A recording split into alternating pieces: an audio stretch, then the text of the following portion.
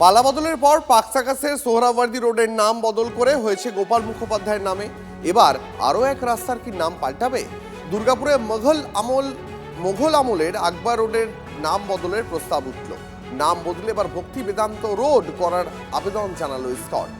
ইস্পাত কারখানা কর্তৃপক্ষ এবং দুর্গাপুরের দুই বিধায়কের কাছে এই রাস্তার নাম বদলের আবেদন জানানো হয়েছে। প্রস্তাবকে স্বাগত জানিয়েছেন দুর্গাপুর পূর্বের বিজেপি বিধায়ক। আকবর রোডের মাঠ বেশ কয়েক বছর ধরেই ইসকন রথযাত্রার মাসির বাড়ি হিসাবে ব্যবহৃত হচ্ছে। সেই কারণেই রাস্তার নাম বদলের আবেদন জানালো এবার ইসকনের তরফ থেকে। জানানো হলো ইসকনের প্রধান সেবায়িত এই আবেদন জানিয়েছেন। তাদের দাবি, কর্তৃপক্ষ তাদের আবেদনে সাড়া দিয়ে নাম বদলের সিদ্ধান্ত নিয়েছে। দুর্গাপুরে সব রাস্তা মনীষীদের নামে আছে, তারপরে বড় বড় কবিদের নামে আছে, সায়েন্টিস্টদের নামে আছে। এখানে মহান মহান আচার্যদের নামেও রাস্তা রয়েছে। Chaitanya Avenue, Ramakrishna Avenue, Pranabananda Road, Rishi Aurobindo, শিল প্রভুপাদের নামে যদি এরকম রোডটা থাকতো, রাস্তার নাম থাকতো, যদি সুযোগ থাকে কিছু। আর যেহেতু এখানে রথযাত্রা হচ্ছে, তো সেই আবেদন আমরা জানিয়েছিলাম।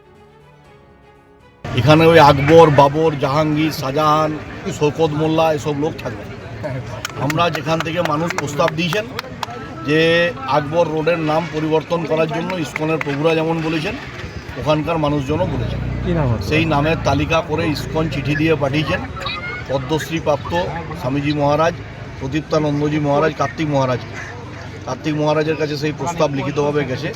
স্বামী ভক্তি বেদান্ত রোড এবং ওই মাঠ, আকবর রোডের যে মাঠ, সেটা হচ্ছে গুন্ডিচা মন্দির এবং হচ্ছে সেই মাঠের নামকরণ হবে।